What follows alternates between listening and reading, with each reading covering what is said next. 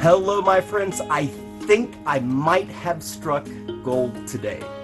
So I've been watching the ISS live feed pretty religiously for about maybe 2 years now, and I've seen a lot of weird things in those 2 years, but nothing like what I saw today.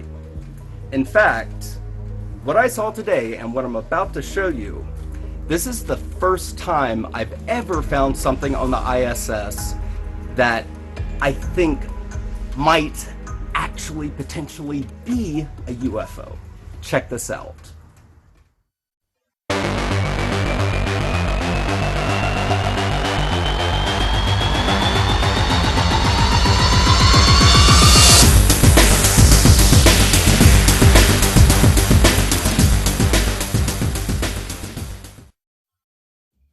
The following screen capture was recorded April 23rd, 2020 between 1:10 and 1:13 p.m. Eastern Standard Time.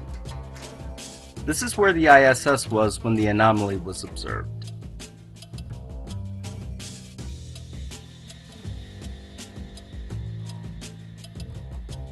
I'll be using the first frame of the video to clarify what we're looking at before the anomaly shows up. Over on the bottom right hand corner of the screen, you'll see this like white blob thing. That is actually part of the ISS that's being illuminated by sunlight. This right here is Earth. Here's the horizon.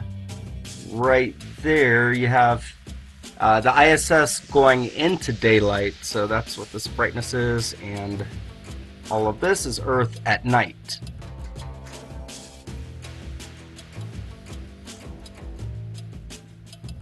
Few other things to point out real quick. You are going to see a lot of lens flares, possibly a few reflections, like I'm not really sure exactly what these are, but that is definitely a lens flare, a ghosting flare I believe. That's a lens flare. And if I scroll forward a little bit, you will see a lot of hot pixels as well. And for example, that red thing, that's a hot pixel. The green thing is a hot pixel. And I'm pointing these out so that people can actually understand what it is that they're looking at and what's normal versus what's abnormal.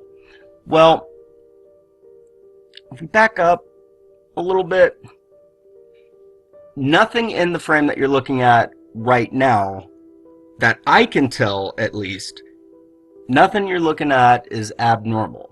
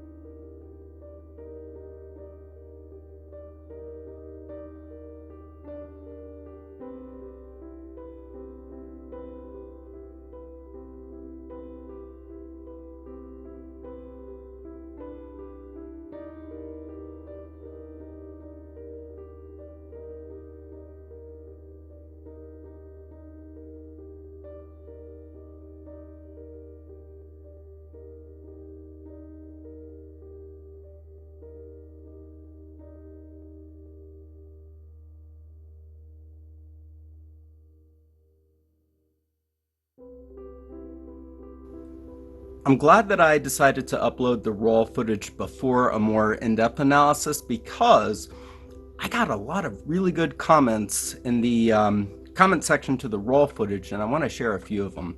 WM Horace: always have to take into account that there is a lot of trash in orbit and it all moves fast as stuff. Yes, very, very true. And I accept the possibility that whatever we're looking at might actually be two pieces of space junk.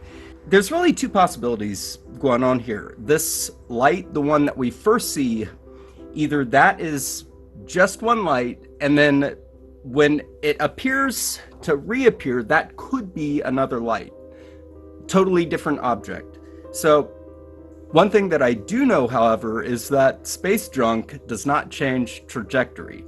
And if whatever this is one object, then it can't be space junk. Harrison Wrestler, why is the footage always so blurry? You know what? That's actually a very good question, and the answer is very, very complex. The truth is, a lot of anomalies, even from the ISS, don't come out as being that clear. Tons of factors. For one, I don't think that the ISS cameras have like a autofocus feature, which we are totally used to, you know, here in the 21st century with our cell phones and whatnot.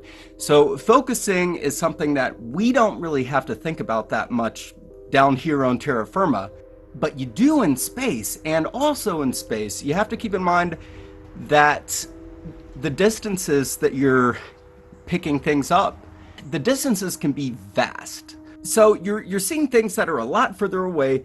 There's almost no way to truly gauge the exact distance. And the cameras will naturally have a very hard time focusing in on that one object unless the focus is being manually controlled. And that is just one of numerous technical reasons why so often we see blurry footage. Another thing that I've noticed is, I don't notice this quite as much anymore, but sometimes when the ISS is coming from night into day, the window on the craft, like the window in front of the camera, will have a little layer of frost over it, and that frost begins to melt and evaporate as the ISS gets into daylight, and that frost can blur the image, obviously. Point is, there are really tons and tons of reasons, and not all of the reasons are nefarious, like, you know, your typical hoaxed images where they intentionally blur and pixelate and whatnot. So, Dean Tucker, amazing how space junk can flash at precise intervals and move back on its own trajectory like that, and to think it was just discarded. Okay, so yes, agreed. However, there's one thing that you have to keep in mind about space. Well, this really pertains more to ice crystals, but it can also pertain to space junk. The early astronauts reported seeing something that they dubbed fireflies, and for the longest time they couldn't figure out what fireflies were. What they were seeing, they described as being like a swarm of really tiny lights that would blink on and off, and it totally mystified them because they had no idea what these things actually were. Well, I think it was Edgar Mitchell. It was either Story Musgrave or Edgar Mitchell who figured out what it was. I think it was Mitchell. Mitchell's theory was that these fireflies were actually ice crystals, tiny little ice crystals, and because everything in space is tumbling, that little ice crystal is going to be tumbling and reflecting light from the sun at various intervals, giving the appearance of like a controlled blinking. So that's important to keep in mind when we're looking at flashing things in the ISS footage. Now, can that account for what I captured in this live feed? Hard to say. I definitely can't rule that out as a possibility, but again, if that were the case, then my hunch would be that what we're looking at, since the trajectory appeared to change, is not one but two ice crystals. That's not really I think it's a little bit of a stretch, but not impossible. That's just not the direction to which I lean. Skinwalker brought up the possibility that what I captured might actually be the Starlink satellite sent out by Elon Musk.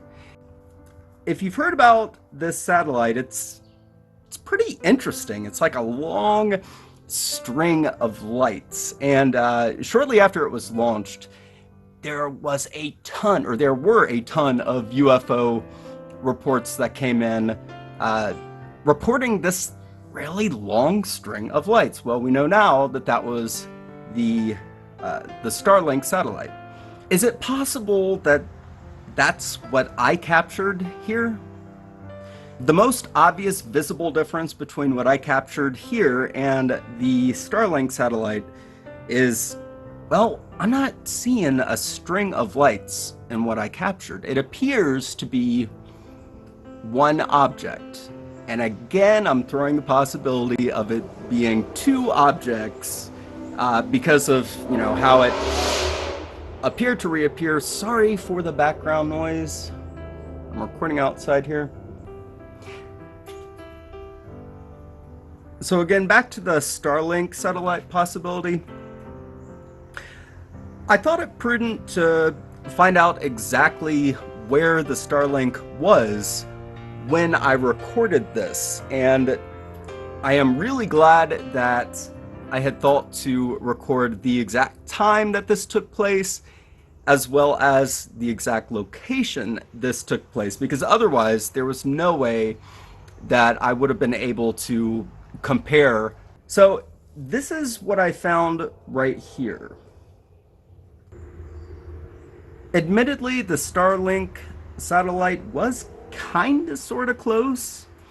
As you can see, it was in the general area, like around Vietnam and China, sort of up in that area, whereas the ISS was kind of like right between Australia and I think Papua New Guinea. So on this map, you can see I marked out where the Starlink was in blue and the ISS was in red. So here's where they were. Is it possible that the ISS could see the Starlink from that distance?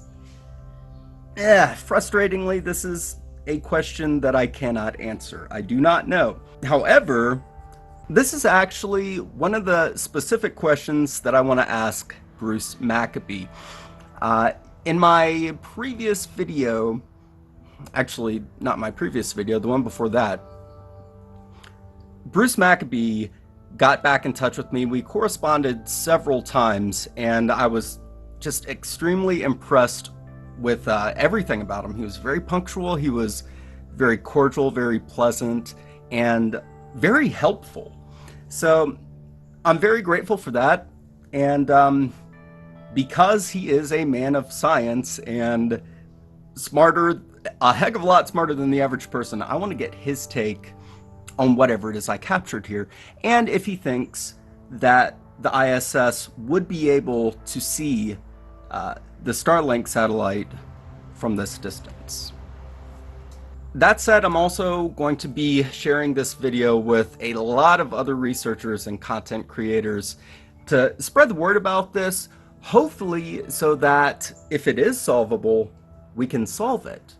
But if not, then perhaps, just perhaps, the footage I captured might be some of the best UFO footage taken from the ISS.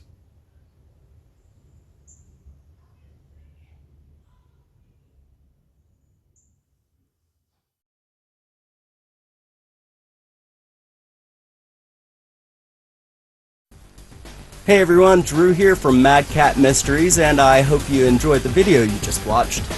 If you did, you can click on the subscribe button below. I'd appreciate it. Thanks so much for watching, and we'll see you next time.